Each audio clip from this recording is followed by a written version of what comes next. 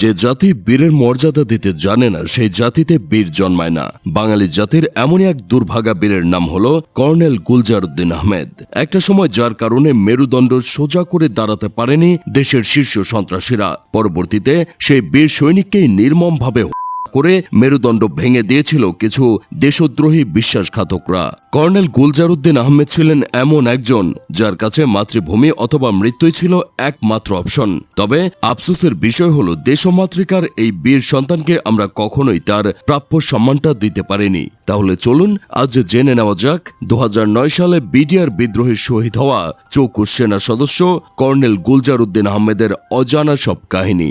দেশপ্রেমে উজ্জ্বল মহান এই দেশপ্রেমিকের জন্ম হয়েছিল 1964 সালের 21শে মার্চ ব্রাহ্মণবাড়িয়ার নবীনগর উপজেলায়। শৈশব হতেই তিনি ছিলেন প্রখর বুদ্ধিমান ও সাহসী।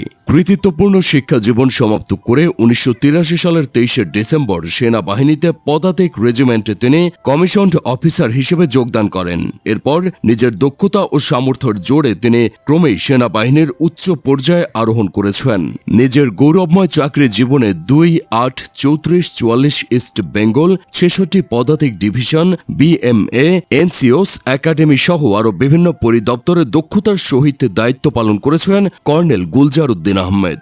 কখনো সেনাবাহিনী, কখনো বিডিআর, কখনো বা আবার র্যাবের ইউনিফর্ম পরে তিনি দেশ ও জাতিকে সার্ভিস দিয়ে গিয়েছেন। শুধুমাত্র দেশ নয়, বরং বিদেশের মাটিতেও শান্তি ও সহাবস্থান বজায় রাখতে অসীম বীরত্বের পরিচয় দিয়েছেন কর্নেল গুলজার উদ্দিন আহমেদ। তিনি কম্বোডিয়ায় জাতিসংঘ অন্তর্বর্তীকালীন সহায়তা মিশনের সামরিক পর্যবেক্ষক হিসেবে দায়িত্ব পালন করেছেন। তাছাড়া সিয়েরা লিওনে জাতিসংঘ সহায়তা মিশনেও তিনি নিয়োজিত ছিলেন। 2005 সালে যখন জঙ্গিবাদের তাণ্ডবে গোটা বাংলাদেশের নাজেহাল অবস্থা, তখন সেই অবস্থা হতে পরিত্রাণের লক্ষ্যে গঠন করা হয় র্যাবের ইন্টেলিজেন্স উইং।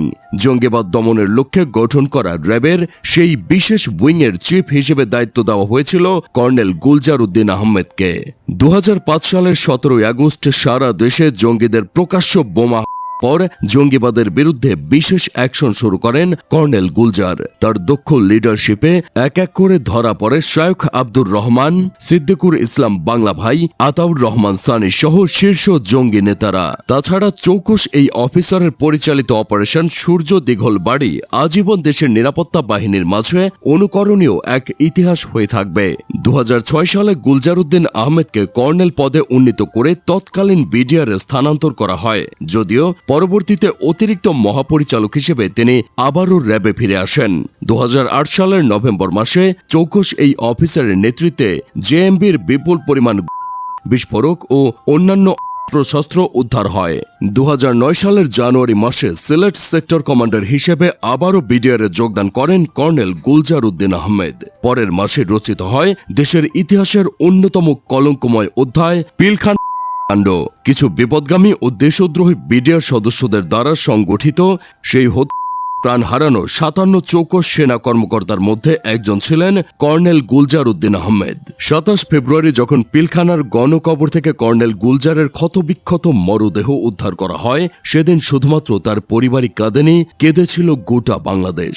মৃত্যুর পূর্বে হেডকোয়ার্টারে পাঠানো নিজের শেষ মেসেজে কর্নেল গুলজার বলেছিলেন, হ্যালো হেডকোয়ার্টার, আমি কর্নেল গুলজার বলছি, 2টা ফোর্স পাঠান প্লিজ, ওরা বিচ্ছিন্ন অবস্থায় আছে।